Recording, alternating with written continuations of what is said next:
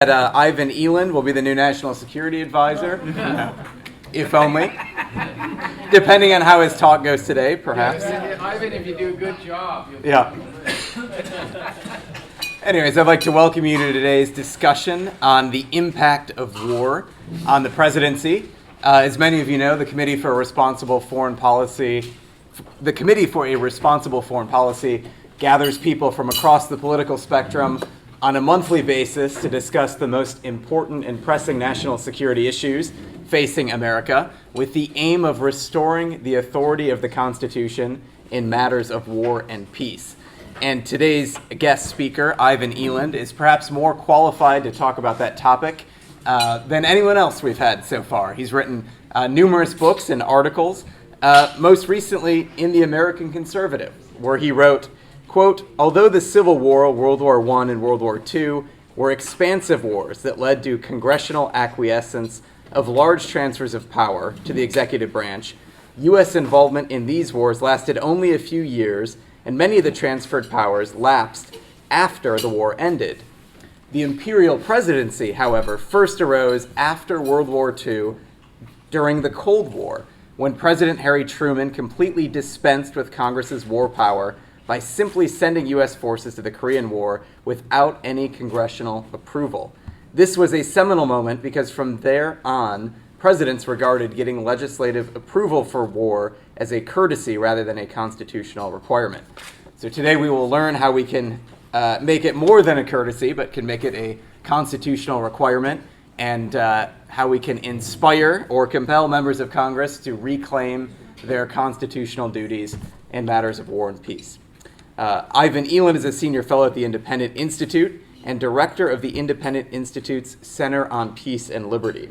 He's a graduate of Iowa State University and received an MBA in Applied Economics and a PhD in Public Policy from George Washington University. He has been director of Defense Policy Studies at the Cato Institute and spent 15 years working for Congress on national security issues, including stints as an investigator for the House Foreign Affairs Committee and principal defense analyst at the CBO. He is the author of several books, most recently War and the Rogue Presidency, Restoring the Republic After Congressional Failure. Please join me in welcoming Ivan Eland.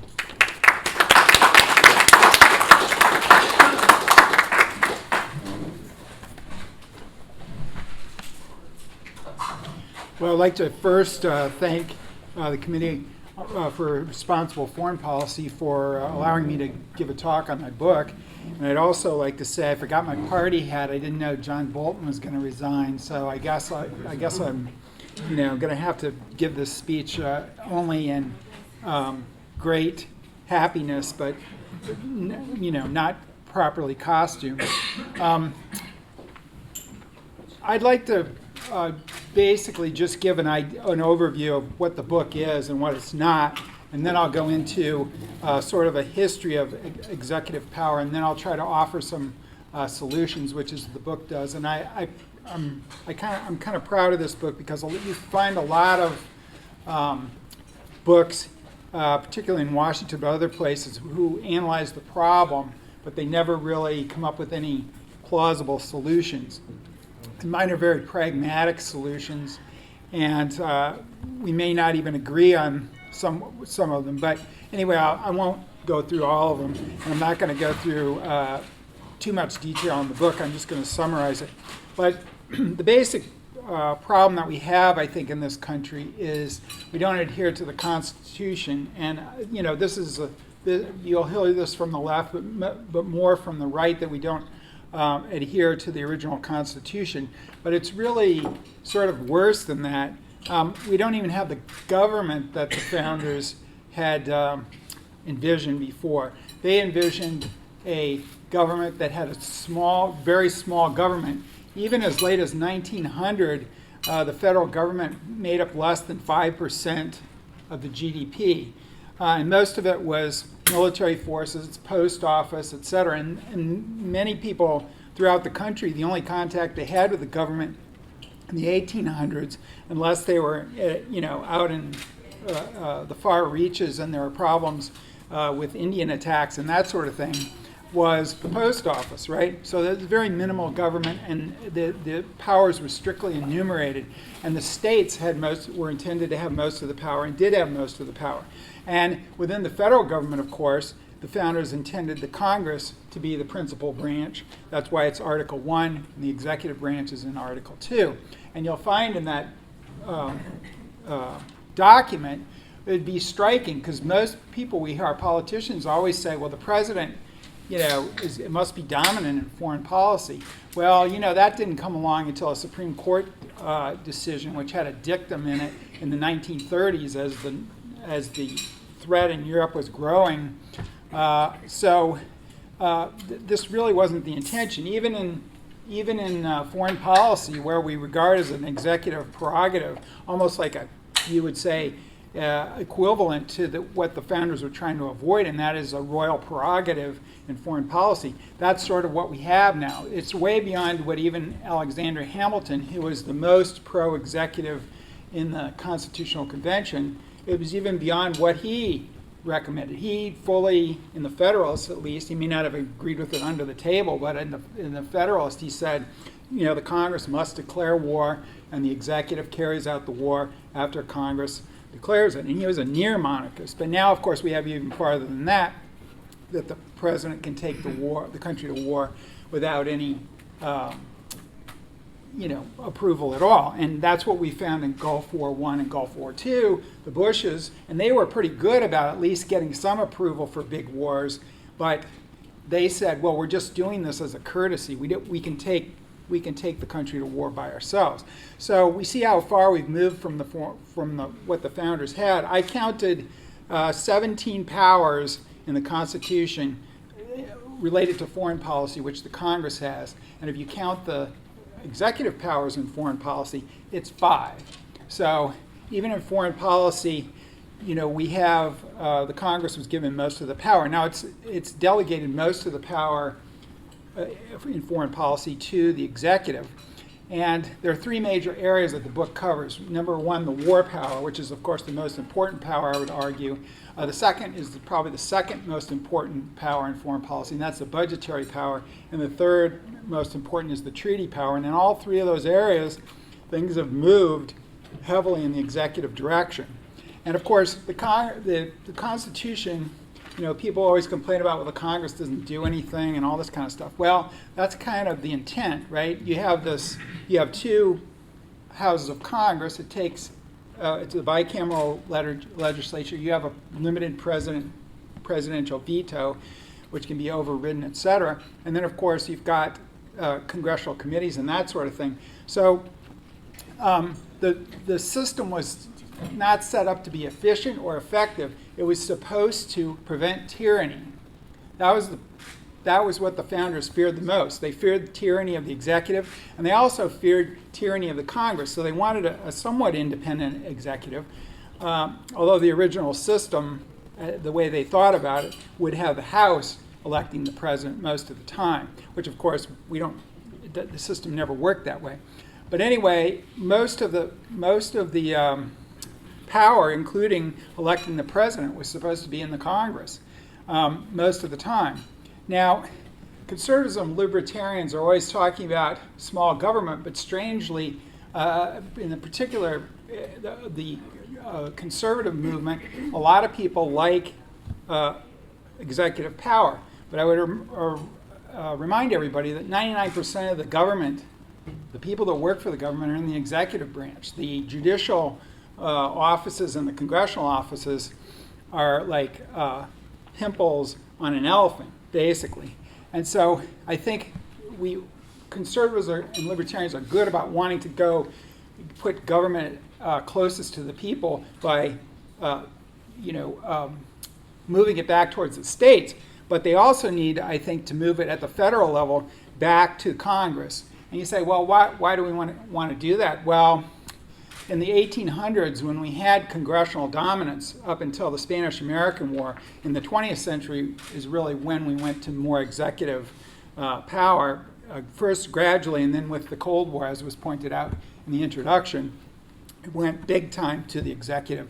But in the 1800s, we had remarkable prosperity. We didn't get in that many wars. Now, there were wars, and some of them were big, like the Civil War, but we didn't have quite as many. After World War II, of course, we had a lot of military interventions. And then after the Cold War, when there was no threat of nuclear escalation with a superpower, or at least that had been reduced, we saw the U.S. go whole hog and be the lone superpower, intervening anywhere it wanted to.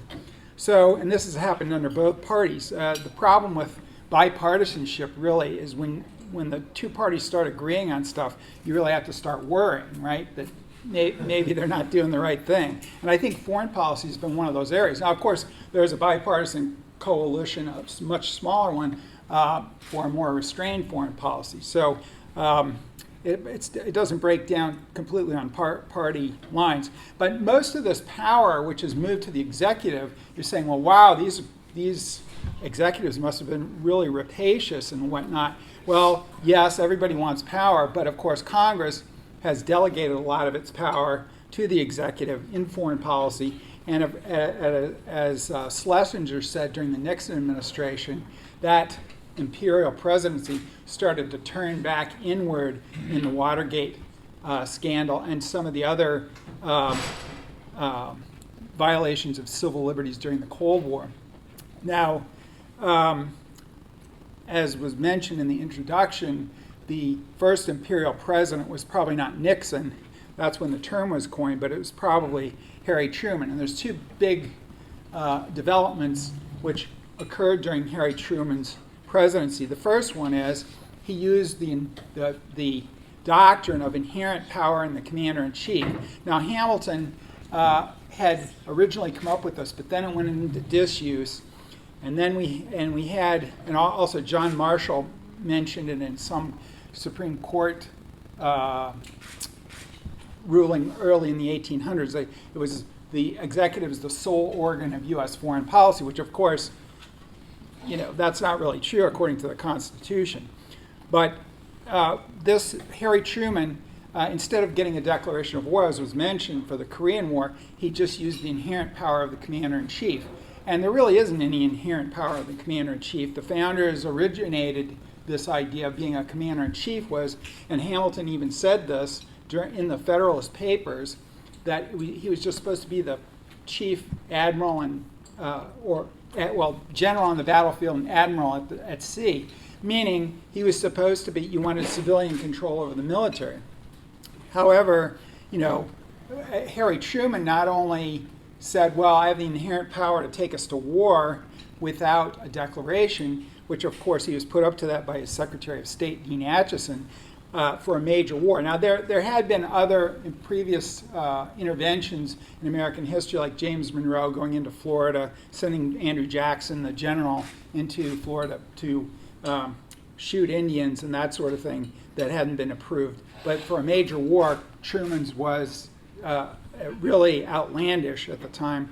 And also, Harry Truman basically came up with the doctrine which George W. Bush used later on that said, well, I don't really have to follow congressionally passed laws if there's a national emergency or national crisis. And so Truman, that is, tried to nationalize the steel industry, that is, seize steel industries. And the Supreme Court at the time said, there's a law, the Taft-Hartley Act, that says you can't seize private property. And so they overruled them. But of course, as we go on, the president regrouped and continued the slide toward executive power. And so the other pillar of the imperial presidency is the institutionalization of the presidency. Up until 1900, in 1900, the president had 9 White House staffers. That's pretty small compared to what we have now. We have thousands in the Eisenhower building over by the White House, and there's a new executive office building. There's the West Wing, there's the East Wing. There's thousands of people working for the president. And that bureaucracy grew in Nixon and Reagan administration because they didn't trust the big bureaucracy, so they said, well, we have to have more staff. It's Daniel Patrick Moynihan's theory of competing bureaucracies. We've got to get our bureaucracy to counter their bureaucracy. So Nixon and Reagan wanted to combat these agencies which they felt were going to stymie their policies. So this Executive Office of the President was founded by FDR, and originally he tried to get the authority to reorganize the government, and he was denied by Congress. But then Hitler went into Czechoslovakia in 1938, and the threat cloud started looming over, and suddenly Congress said, okay, you can do it. So he originally created the Executive Office of the Presidency. But in Truman, so that was a partial, I would say, after FDR left, the president was first among equals among the branches, which was going too far in the first place. But then we get to Truman, who we have the National Security Act of 1947, which gave us the CIA, which normally the intelligence had been under the Joint Chiefs of Staff. Now the president had his own intelligence agency, which they converted into a covert operations agency, essentially. And then it gave us the DOD, which consolidated the service. Before we had the War Department, the Navy Department, and this allowed the president more control over the armed forces. And then we had, probably most important, the National Security Council, which was an institutional bureaucracy which started controlling foreign policy. And today, the NSC is really, presidents keep centralizing power. So a lot of these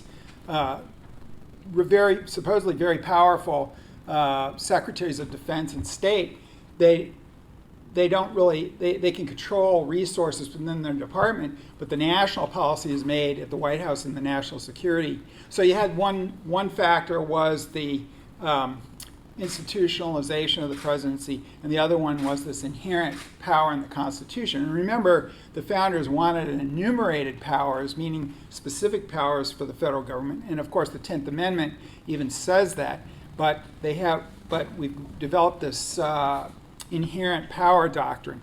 So of course, the Cold War goes along, and Truman was saying, well, I need more power because, and Truman wasn't the only one to do this, we have the potential for nuclear war. Now it takes an ICBM about a little less than 30 minutes to go from Russia to the United States. And so the idea was, well, gee, in the modern age, modern technology, we need a more powerful executive. Well, of course, there's a fallacy there and we need a bigger federal government too. But if there's a more complex world out there, the government doesn't necessarily manage it better. In fact, if you're talking about markets and stuff, it's probably better to keep the government small because the market always vastly outspeeds the government action. And in the national security field, we have a situation where they were saying, well, for our prestige, anytime you hear credibility or prestige arguments, those are imperial arguments. They have nothing to do with the national security of the country. They have to do with our prestige and our credibility overseas. Whenever you hear that, and they're making this argument now in Afghanistan, the people who don't want to withdraw, our allies have to have confidence in us and all that kind of stuff. Well, that's how we ended up in a quagmire in Vietnam as well. So there's been several wars where we use that rationale. But so we have this credibility that we need to establish. Well, how do we do that? Well, we need rapid military action to satisfy our allies, to show that we're tough against the communists. Except we not only needed a nuclear, which was at least a plausible argument, although I'll debunk that in a minute, but we also need it for conventional war. And then, by the way, after we get the CIA, Eisenhower was scared of nuclear war with the Soviets, so he developed this covert action, which the CIA was created, and he really started overthrowing governments in Guatemala, Iran, Laos, etc., some of which were democratically elected, because he wanted to fight communism, but he didn't want open wars. So he was using this. He was using conventional to a little bit lesser degree than other presidents. But of course, so we have this conventional idea. Well, you really didn't need speedy or conventional warfare. What you needed is congressional approval. But what about nuclear? Well, everyone always points to that. Well, the Constitution, the original framers, and this is right in the Constitutional Convention, they originally had the wording, the Congress will make war, leaving no doubt that the Congress would be the agent of war, deciding whether the country is going to go to war or not, because the European monarchs had abused this, the wars had fallen to the people, the cost of the war fell to the people with taxation and being roped into fighting the war on the ground for the monarchs. So they didn't really want that. They wanted the people's houses of Congress to give the okay. And then after that, you turn it over to the president, and he can command in battle. But of course, even that, the early war, the first war we had was a quasi-war, and the Congress I think they passed 20 different laws to constrain the president. And when they went over it, the Supreme Court, who wasn't as shy about getting into national security, they overruled President Adams and said, no, you have to follow what the Congress said, the rules for the war. You may not like that, but that's what you have to do. But now we have this, go fast forward to the Cold War, this idea that the president has to take rapid action, that's already built into the system, because they changed during the Constitutional Convention, they changed make war.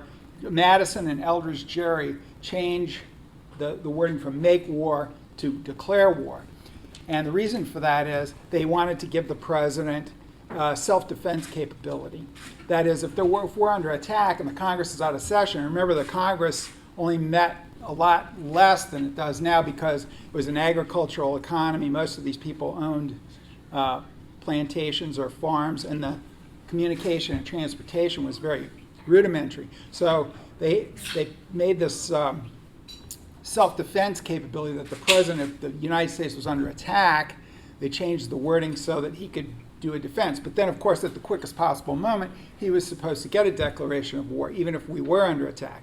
And certainly if he was going to do an offensive war, which most of our wars now are overseas, which was what I mean by offensive, there was supposed to be a declaration. So it's very clear what the Constitution, the original founders were on this topic. There's some gray areas of the Constitution, but I would argue that this is not one of them. So, we have these presidents, and their war usually leads to more concentration of power in the executive, and war also leads to more government programs, like Social Security, the income tax, even daylight savings time came about during war. And these are programs which you wouldn't think would really be,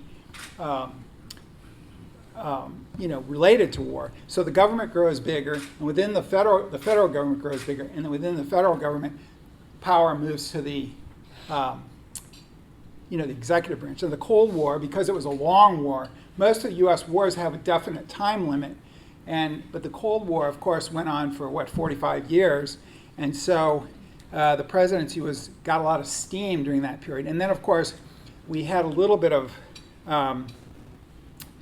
supposed retraction, although then we became the lone superpower with no threat or very little threat of escalation to nuclear weapons after the Cold War was over. So we started policing the world, under the latter part of the second Bush administration, the Clinton administration. And then we of course, get to 9/11, and I would argue that we've gone from an imperial presidency to a rogue presidency.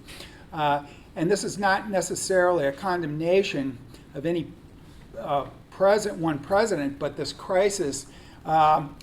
The president in the Bush administration, most of the concentration of power among presidents has come as a result of them trying to get their policies enacted. But the Bush administration had a goal of expanding power because Dick Cheney felt, and he's a unitary theory of the executive guy, and that just means that he wants the president to be even more powerful. And he saw he was serving, during Vietnam, in the bureaucracy, and he saw that Congress was passing all these laws like the War Powers Act, the Emergencies Act, the National Emergencies Act of '76, which they've been talking about lately, that trying to constrain the president. But most of those, what Cheney failed to realize was most of those efforts in the '70s by Congress to push back on the executive really failed. And in fact, the executive twisted these statutes to do the opposite a lot of times of what they were supposed to do. And the National Emergencies Act is one of the example of that. So, of course, we had during the Bush administration, he said, well, the war on terror, they attacked us on our own soil, so the war is not overseas, it's right here. And so we saw, and remember what Lincoln said during the Civil War, the war is here, so it's more urgent, right? Only the Civil War is even big, massive, and our war here was tiny. But Bush, of course, suspended habeas corpus. He, under the inherent power of the executive, suspended habeas corpus, tortured prisoners, did unconstitutional military commissions, which are still going on. And did I say spying on Americans? That was the other one. There were 4 areas. So this presidency has really got out of hand. Now, he retrenched in his second term so that, because he wanted to, he thought, well, I'm getting a lot of opposition. The Supreme Court's kicking up its heels a little bit on this stuff, and Congress is not too happy with some of it. So he started to retrench a little bit. But most of this stuff, Obama, who was the second president of the War on Terror era, he did stop the torture, allegedly. And then, but all these other things, the habeas corpus, the military commissions, and the spying on Americans has continued. And of course, all these unilateral wars that Bush was fighting, if anything, Obama increased them. And of course, we still have these going on now, and we still have spying on Americans, unconstitutional spying. We still have the habeas corpus being denied partially. It's better than it was, but we still have that. It's a little murky whether there's any torture going on, but let's give them the benefit of the doubt and say there's none. So most of these things are still going on, including the unilateral executive wars that we face. So, and we don't even know how many wars are going on at this point. I can count up to 8 in public, but there may be more because the 2 things that have really been developed, John F. Kennedy created the special forces. And of course, we have the CIA, which was created back in 1947.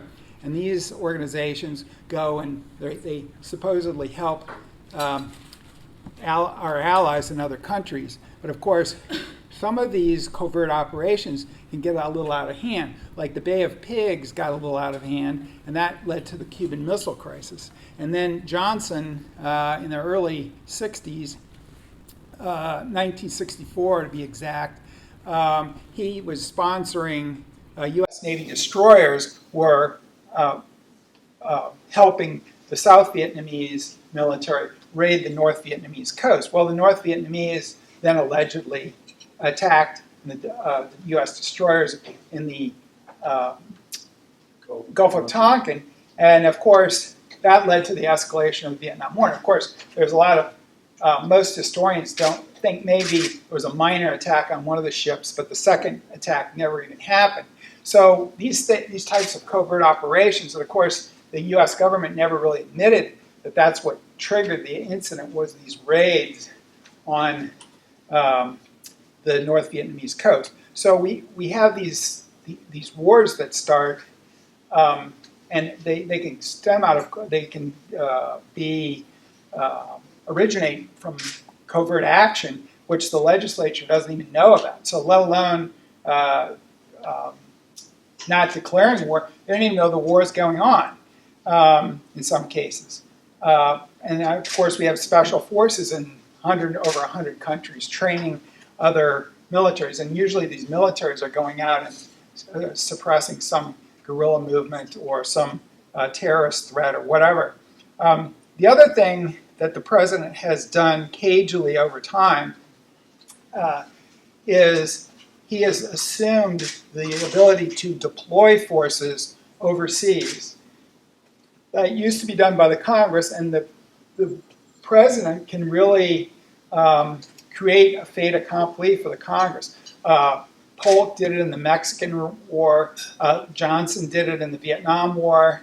Now, of course, Congress didn't have to go along with it in these cases, but they did because the executive took action and the Congress was left with, well, so it kind of erodes their ability to declare war. And I would argue the first Gulf War was done like that.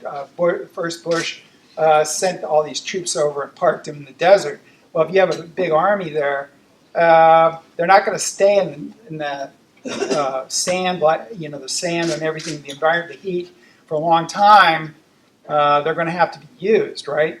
So these types of things where the executive deploys forces and the Congress is left to pick up the pieces. So I'll better stop here, but I think the general thrust of my recommendations at the end of the book is the basic problem that we have is the members of Congress don't have the same incentives to push back on the executive that they used to.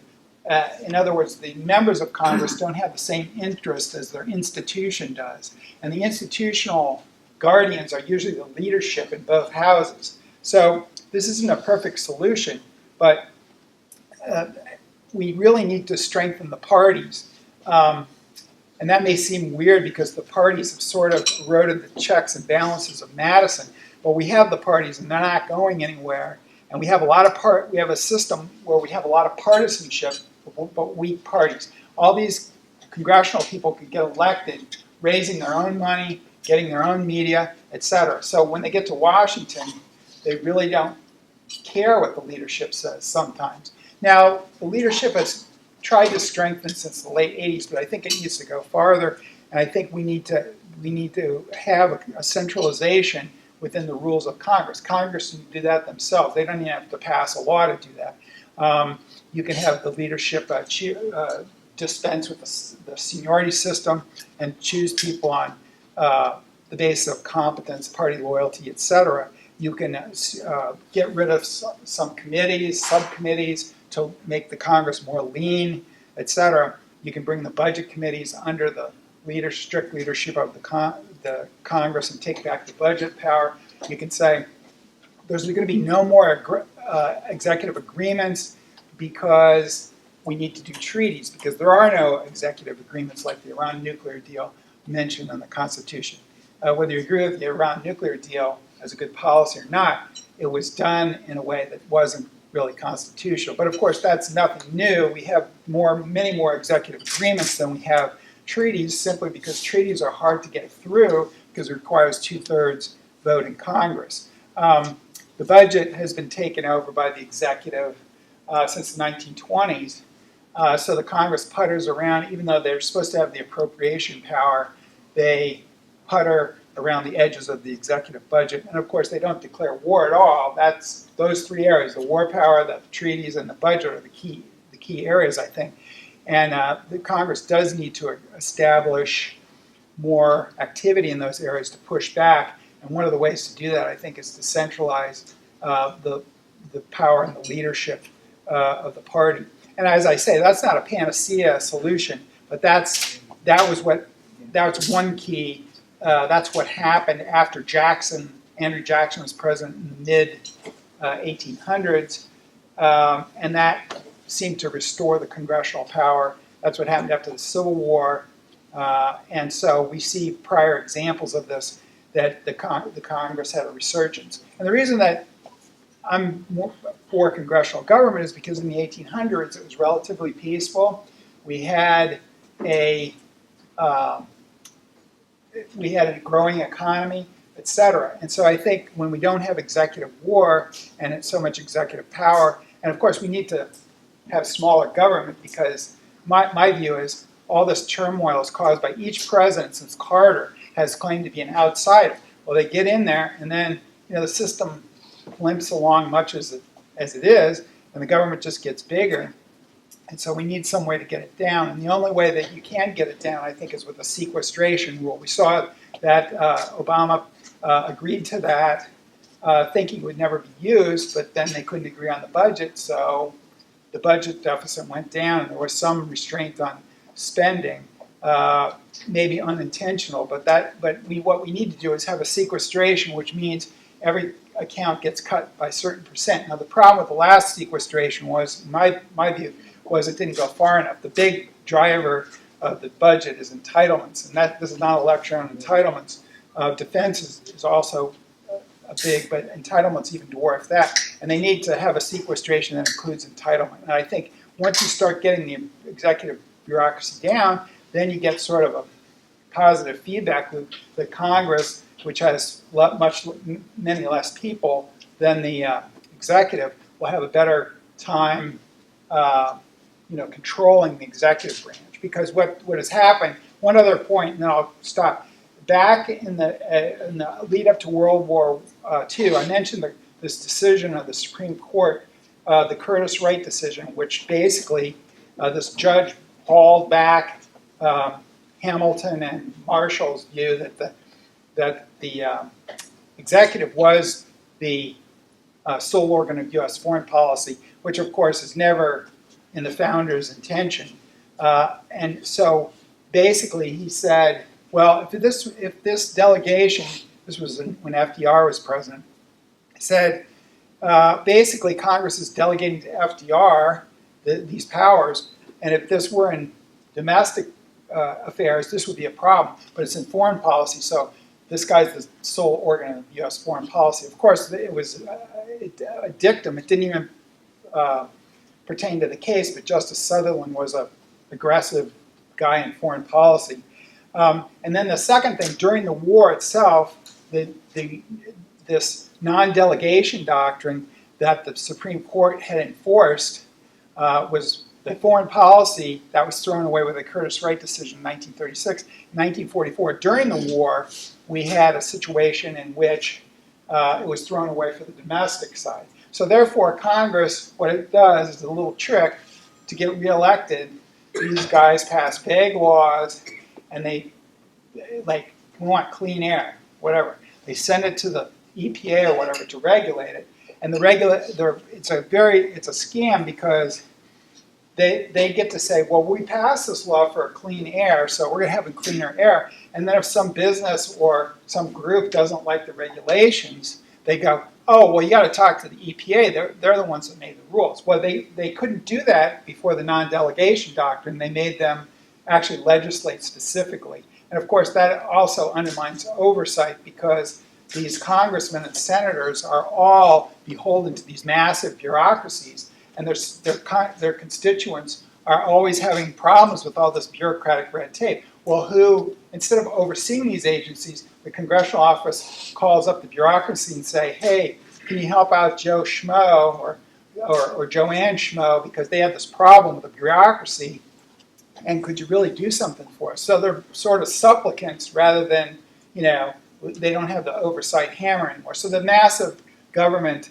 has been created by this non-delegation doctrine. And that's one thing the Supreme Court could do, is just say, rule some law unconstitutional because it's illegal to delegate congressional power to the executive. And of course, that's where we come in with the divergence between the incentive of members and the incentive of the institution, because the incentive of members is to push off war. It's the same problem with war. They don't want to touch war. They won't redo this AUMF for Afghanistan, which is grossly out of date. They have all these wars that don't even fit under there, but they won't redo it because nobody wants to vote on it. And the same thing is true to a lesser extent in the domestic area, where they have these these vague statutes that they pass, and because the people want to get reelected by saying I'm for clean water, clean air, whatever they're for, and they want to push off responsibility. So if the Supreme Court actually started enforcing that again, perhaps we would have better laws, and we might even have a smaller government. We would certainly have at least directed government from the Congress. And this applies to war also. We need to force the leadership of the bodies to have more power so they can push back if there's a problem. And also one final point, the Congress needs to start really defunding things. Now, they have defunded things in the past. They don't like to defund things when the troops are under fire, but they have done that in Vietnam, Somalia, other places. So they have done it before, so they can do it, and they can battle reprogramming. We have an example of that going on now. Impoundments, signing statements, they can battle all that by just saying, we're cutting the funds, and you're going to have to play ball with us. So, but I think these policies, these more aggressive congressional policies, are only possible if these internal reforms are made, which will help both with foreign policy and domestic policy. So that's all I have. Does anybody have any questions? Charles Sills, Eurasian Business Coalition. Thank you so much for that great presentation. In the context of your analysis, how would you characterize the border wall dispute, ongoing dispute? It's domestic, but it's also kind of international, and it's triggered all these court cases and congressional tug of war with the president over the budgets for the wall and where the money is coming from, military construction or whatever. So maybe you could address that. Well, I think they need to stop it because the president. This is not the first time this has occurred in American history, where the Congress has legislated against something, or in this case, just not declined to provide money for something, and that if you allow the executive to do this, this is he's basically legislating by fiat. I mean, this happened in the Truman administration as well, when the Taft-Hartley Act of 47 said you can't seize private property. Well, Truman was trying to do it and say, well, this is an emergency. I have the right to do anything. And George W. Bush used the same logic. Well, if you take that to the extent you have tyranny, because that's what executive fiat is. And we say executive agreement, or with other countries we say executive order. But no executive order, whenever you hear a president say, as Obama did, as Bush did, and as Trump said, when you hear them say, well, I had to do something because Congress wouldn't, you can't do that. The Congress is the legislative body. You can't legislate by executive order. It doesn't matter whether they're Republican or Democrat. And I think there's a lot of people on the Republican side on the Hill who are very uncomfortable with this switch from the Defense Department to the wall because Congress did not agree to that. And so if they're reprogrammed, that's what I mean. I mean, the Congress has to start cutting funds even in other areas for the president's, pet project or whatever, to get this to stop. Because there's never been a really good solution to presidents doing what Trump is doing by just simply reprogramming funds. Nixon, he impounded funds, but that's the same thing. The Congress says, well, we're going to spend this on. Nixon says, no, I don't want to do that. I'm impounding the funds. He really can't do that under the Constitution. And sometimes it goes against small government because sometimes the Congress likes to spend money when the president doesn't. But in the Harding administration, somewhat in the Nixon administration. But yeah, I think you can't worry about the politics, and you can't worry about whether it's good policy or not. You have to stick up for the institutions, and sometimes it's going to go your way and sometimes not. But I think sticking with the institutions and trying to put the genie back in the bottle, it's going to help. It's going to be go for small government most of the time. Now that's not, there's no panacea here. There's no perfect solution. But I think any president should be stopped doing this. The other problem is I think using a national emergency to sell arms to Saudi Arabia as well, and that was pretty questionable. But presidents do this kind of stuff all the time, and I think Congress, especially when there's a lot of agreement behind the scenes from the Republicans that some of this stuff is not kosher either. So I think Congress really has to change the internal incentives that it has and to speak up more when, no matter whether it's a Democratic or a Republican president. Yeah, John. All right, thank you, Ivan. I'm John Utley with the American Conservative. This question that Congress has delegated so much authority to the president is also partly they don't want to take controversial votes. Right? The biggest thing is getting reelected. And the key for most of them is not to ever have a controversial vote. And I wonder, coming back, the only way you'll possibly change some of this is addressing the question of gerrymandering. The gerrymandering means that each party tends to be dominated by its extremes. They're the ones that are safe in their districts, etc. And without changing the gerrymandering, which forced compromise, well, because a congressman had a district with people with different views, that the only way you'll ever get this changed, of the question of Congress avoiding votes, is addressing the gerrymandering. That's one. Can you elaborate? Yes, that's in my book, and that's one solution. It's not perfect because we've gotten more partisanship in the Senate too, and they don't have congressional districts. But in the House, you're absolutely correct because of safe competition is always good politically and in the economy, right? And this is restricted competition, and I think both parties do it. Now the Republicans have been accused of doing it more lately, but they had the power. If the Democrats get in, they'll try to do the same thing. So you do have to address the problem. One radical solution, which is totally constitutional, is don't have congressional districts. You don't. There's nothing in the Constitution that requires congressional districts, and there's a law in the 1960s which requires them, but you can repeal that. But you don't need a constitutional amendment, which has a much higher standard. So you could do something like that.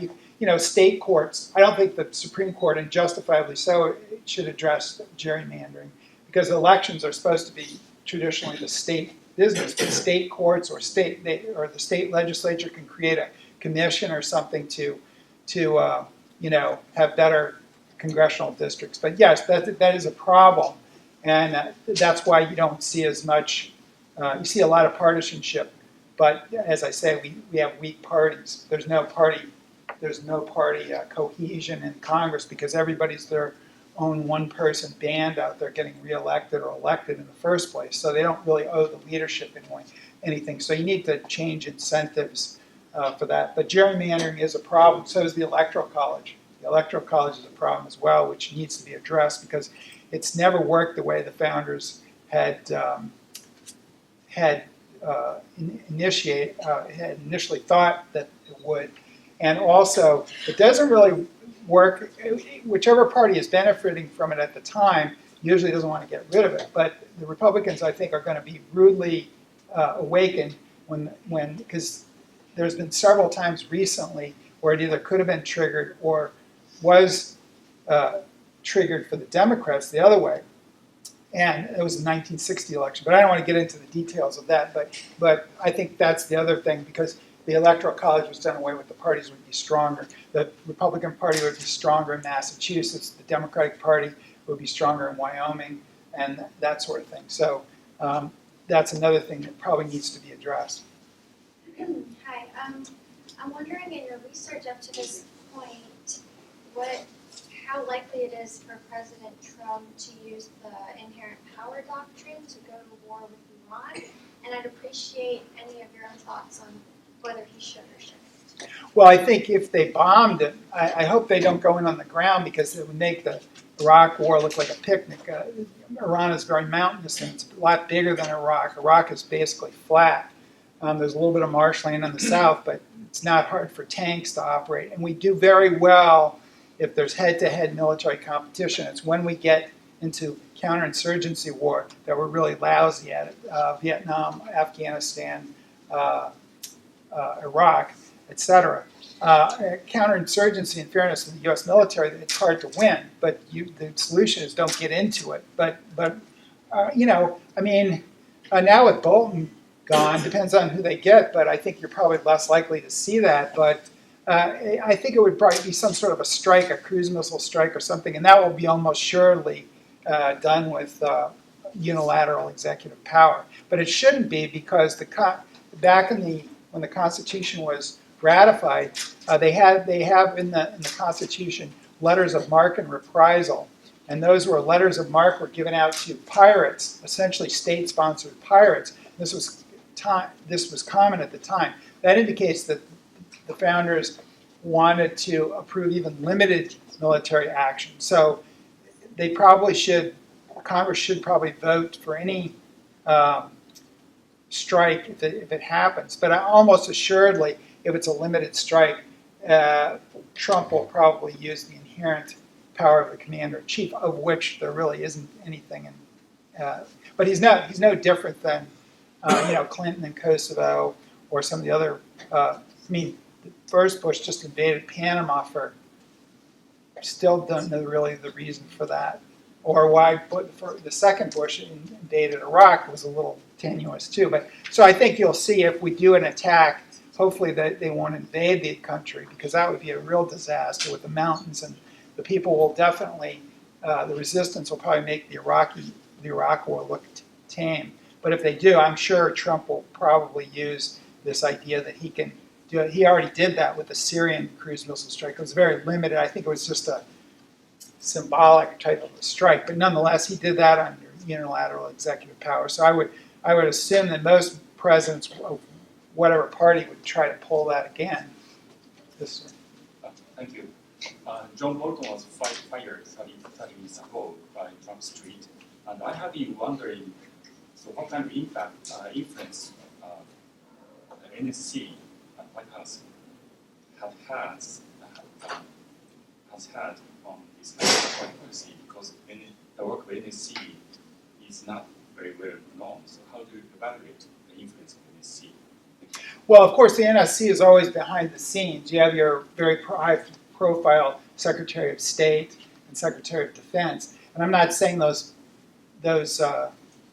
offices don't have power, especially within the Defense Department. The Secretary of Defense has a lot of power. Within the State Department, the Secretary of State has, and he has an influence in policy. But I think all the key issues now are usually decided by the NSC at some point. In this particular case, Trump sometimes does what he wants, and sometimes that's better than what the NSC comes up with, and especially probably under Bolton. But the NSC still has a very powerful institutional role, and that was what was so unnerving about having Bolton there. But I'm certainly happy he's gone now. So I think Trump was able to push back on him. He would even kid in a public session about, oh, this guy wants to start a war. So he's been kind of going on the outs for a while, I think. But it's good. It depends on who they get, though. Who knows? I don't know if there could be anybody worse than him, though. So it may be all uphill from here or downhill, depending on how you want to approach that. But I think it'll be an improvement. It should be an improvement, but we'll have to wait and see. I'm a little confused why you think that increasing the power of party leadership would help when the Republican Party, for example, has not stood up to Trump at all, even when they supposedly disagree amongst themselves. Well, that's a good question. Our system was created. The parties have undermined the checks and balances system because I'm not sure why the founders didn't anticipate the rise of political parties, because there were parties, in England and that sort of thing. But there was more of a loose type of party. But of course, in the 1790s, during George Washington, that's when the first two parties broke out. So the system was sort of tested right from the start. But it's not. The reason I say it's not a panacea is because you'll see that partisanship has taken over in certain respects. Like some things Republicans should push back on Trump with, and they don't, because that's a mark of imperial presidency too. Like McConnell says, well, we can't do anything on guns because we don't know what the president will support. Well, whether you're for gun control or against it, somebody should say to him, well, you're an independent branch. The Constitution says, well, from time to time the president can suggest legislation, but if you want legislation, you could do it. And I think he's using this as an excuse, but it's sort of a shocking excuse that you have to wait for the president. That's where we are in our imperial presidency. And when you have a divided government, is sometimes good because you do see pushback from the House, and if they'll be more effective Democrats will be more effective if they're more centralized. Now, of course, if they're not, if it goes the other way, then you have a presidency that has a centralized leadership in both parties that's of the same party. Then you may get some stuff you don't want. But even then, I think the leadership, if they can bring their house along and say, Mr. President, I know we're in your party, but there's a lot of opposition to this. I think it's still, I think the executive branch really takes advantage of chaos in Congress. So the Democrats, after Watergate, came in and they decentralized Congress. And they finally had to go away from that because it was a disaster. It was chaotic. They made all these subcommittees, and that's where they need to reduce the number of committees, I think, to streamline the bureaucracy even within Congress. I think it would be more effective. But it's not a perfect solution because sometimes you're going to get sometimes you're going to get policy you don't like, depending on what policy you like. But I don't think we should necessarily do reforms on the basis of outcome. We should restore the constitutional order. And I think, for people who want to limit government, I think that you're probably going to win more than you lose doing that. I just had a few points. So, when you spoke about, I'm curious what gives you hope here? As in the advocacy community, where are areas we could focus, collectively to move the ball forward? We had the recent victory of the Yemen War Powers Resolution. And that seems to be like a watershed moment for Congress, trying to take back their war authority.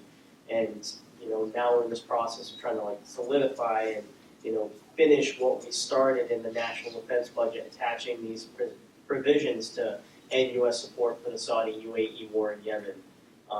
But we're hearing that leadership in the House and the Senate on the Democratic side are really worried about Trump veto of the NDAA. They care more about just pushing through this massive defense spending package as opposed to reclaiming their war authority. Well, see, you're asking for hope. I'm suggesting stuff. I don't know if I'm hopeful my recommendations will be, enacted or not, or adopted or not. But certainly, this is a problem. You have these massive bureaucracies, and then everybody gets their constituents to get vested interest. That's the way. And the Defense Department, when they say that we're going to get more competition in defense contracts, it's nonsense because there's hardly any competition at all. It's more they allocate the subcontractors out to various states that they need for votes, right? So it's not, in the private sector, if I want to go to a subcontractor to get a part or something from the thing I'm building, I go get the one that's reliable, it's cheap, and it's effective quality production, right? The best person or company wins, right? Well, in the Defense Department, it doesn't work that way. It's all political. So then you get a big defense budget with all these people, all these members.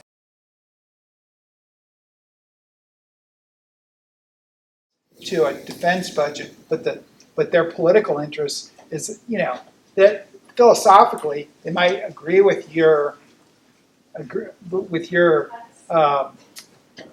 presumably your position that the Saudis have gone too far and we need to say something, but there's all this cash that are coming in from the various things, so the defense budget is more important to them than this symbolic thing which is over in another country, because the Yemenis don't vote here. That's where it really comes down to raw interest. So maybe it's the vehicle they're using. I applaud them for trying to do this because I'm certainly for stopping the Saudi war there because I think they're committing war crimes and we're sort of helping them. But it seems like the most recent example of actual bipartisanship success at trying to hold the administration accountable. And they got Trump to stop mid-air refueling of Saudi warplanes. So in some way, it is kind of Congress trying to claw back some of its authority. I would say it's an accomplishment, but I wouldn't overrate it because it's sort of, other than that, it's been sort of a symbolic thing. And that's how far we are in the hole. If they want to, they just say, no more funds are going to be used for this purpose. That's what they tried to do in Iran-Contra, and then, the administration went, just defied them. And there has to be penalties, and the Congress does have to wield its appropriation power, which is the real power that they have if they're not going to declare war, is to defund some of this. And they have defunded wars or threatened to, and that brought the Somalia war to an end. The Clinton action in Somalia brought the Vietnam War in Cambodia and Vietnam to a close faster. So it does work once in a while. They very rarely do it, but when the public gets really fed up with a war, they might do that. But I think that's the ultimate. Now, of course, I think we should press on the war issue, because the defunding a war has to happen after the fact, and then you have the problem. Well, the Congress is chicken to, if there's any shooting going on, they don't want to be accused of pulling the rug out from under our troops over their fighting. But they did it in Vietnam, they did it in Somalia, so it can be done if there's enough courage to do it. We have time for one more question. I was just going to say, how do you see the role of technology factoring into our appetite for war? I'm reminded of James Dale Davidson. He wrote a book that saw an individual that talks about the logic of wars oftentimes coincide with technological breakthroughs. Like, the American Revolution wouldn't be possible unless you had farmers having access to a musket in every home, so that they could have that kind of asymmetrical warfare ability against imperial power. And I wonder, again, this is just kind of a big picture thought, but if there's ever a technological breakthrough in energy where we don't have to rely on these scarce resources and fight over these oil pipelines and how our currencies are traded on oil and who's selling whose oil on what currency, standing and everything. If there is a clean energy technological revolution, would that wind the warfare state down a little bit, because they wouldn't have the logic for war anymore as much? Well, I think they'll just find another one. Look at the technology's already here to some extent. In oil, you have the fracking thing, and we're the world's largest oil producer. So it's not green energy, but it's an alternative. We don't have to get it overseas. But I wrote a book called No War for Oil, where of course the best solution to the oil problem, this was before the fracking boom, is to buy it on the free market. It's the cheapest. We invest in all these military forces, then we send them over the Persian Gulf and put them in bases and everything, and then they get attacked, whatever. But all we were spending more on defending the oil than the oil from the Middle East was worth, right? And so it's this idea that it's a strategic commodity, but the market will give it to you as we have more than enough oil, and did at the time, to run our military. So you can't make that argument that, we're going to have, but even if we didn't, there's friendly countries like Canada, Venezuela was friendly at the time, but there's Nigeria, other things that you can get the oil. So you can just buy it. So these arguments that they put out for doing a lot of military action usually are full of holes, but they seem plausible. So I'm not sure that if you replace that, we shouldn't be in the Middle East at all, I don't think now, because if our primary purpose was oil, then it's gone, right? We don't get most of our oil from the Persian Gulf. Why not let the Europeans, they get their oil, or the Chinese, they can defend it. But our policy doesn't change even when the factors change, because the Cold War, our enemy fell down, we still have a NATO alliance there. So, technology does affect our policy. But I'm not sure it's a driver a lot of times, because we seem to do the same thing and develop another rationale for why we're doing it. Okay. Thank you. Thank you.